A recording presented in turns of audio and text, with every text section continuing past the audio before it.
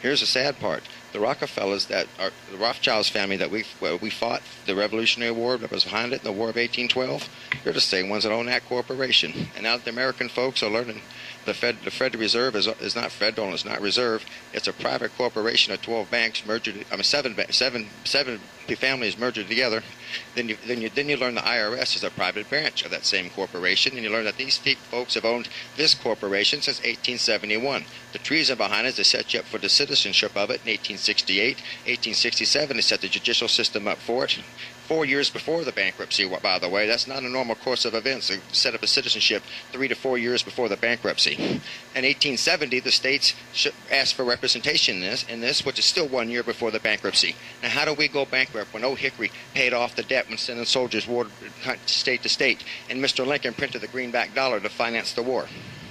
And the Senate report on the committee to terminate the national emergency, 1973, public information, just top it in, I've got it in my room, says we've been in a state of national emergency since E01. Remember, this is hung on us by E06 and 7. That was never signed. It's a political choice. If they even hinder, deny, or question your right to go back, the entire contract becomes illegal. It's voluntary. That's how they hung it on you.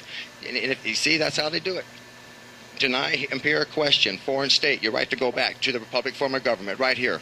3 legal, peaceful solutions right here. Instead of fighting the fruits of the poison tree, I give you the tree. Thank you.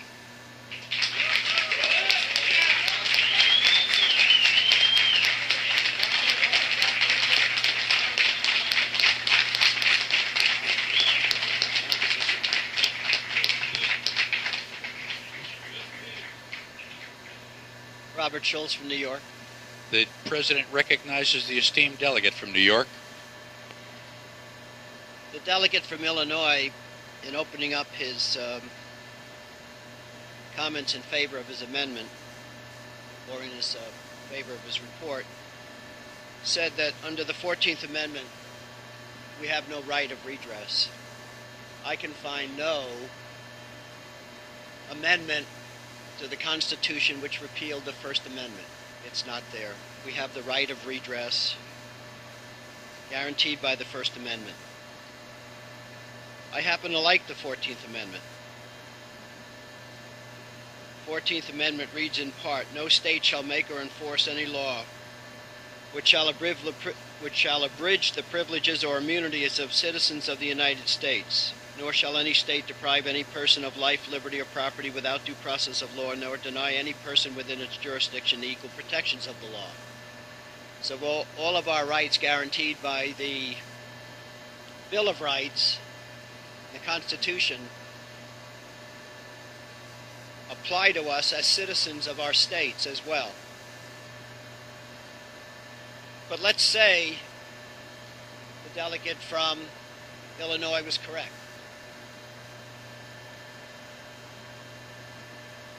We've petitioned the government for redress of grievances regarding the government's violation of the War Powers Clause, the Money Clause, the Tax Clauses, the Privacy Clauses, and so forth.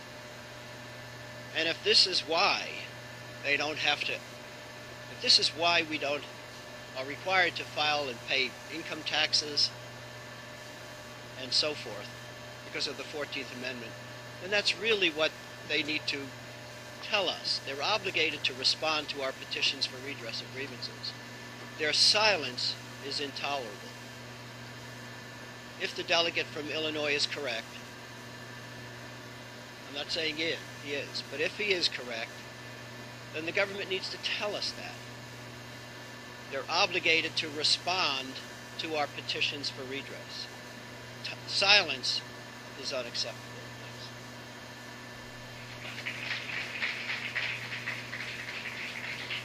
Tana from Tennessee. The President recognizes the delegate from Tennessee. Good afternoon, delegates. We don't have to go down the rabbit hole. We can address this very simply as the fact that the 14th Amendment was never constitutionally ratified.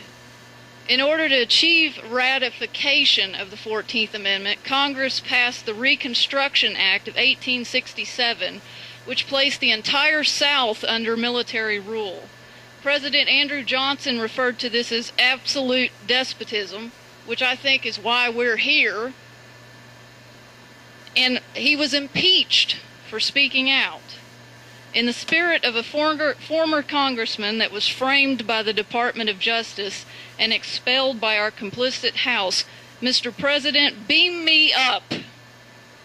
Come on, where was the rule of constitutional law? The 14th Amendment has created the kind of central government the founders wrote the Constitution to prevent. It was never ratified, and it's time for the American people to know this. It was done through force, military law, coercion, and everything that we stand against. So it's high time. We don't have to get into all these other issues. It's just a ratification issue.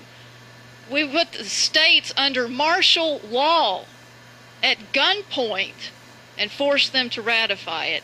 So if that doesn't tell you that this is a problem, I don't know what is. Again, beam me up and dump the 14th Amendment.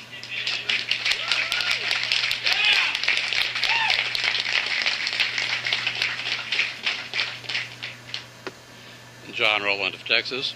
The President recognizes the delegate from Texas. Mr. President, my own research confirms that the 14th Amendment was probably not ratified. However, the problem is we're being asked to adopt something more than just a declaration that it was not ratified. We're being asked to adopt all kinds of other material. And that other material is not only unsound, it discredits us in the views of educated people.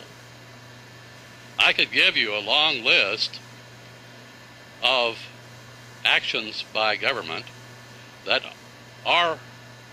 do stem from the 14th Amendment that are objectionable, such as the campaign finance laws, the Voting Rights Act, the public accommodation section of the Civil Rights Act of 1964.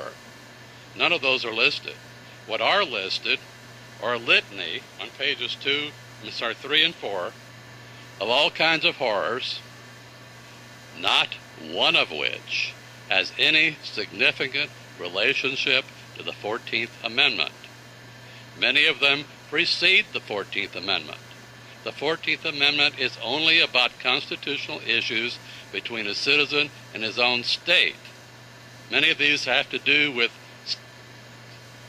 federal issues that don't even cite the 14th Amendment anywhere in the proceedings. If you go down the list of my proposed declaration of non-authority, you can find the cases that lead to most of the problems that we today complain about.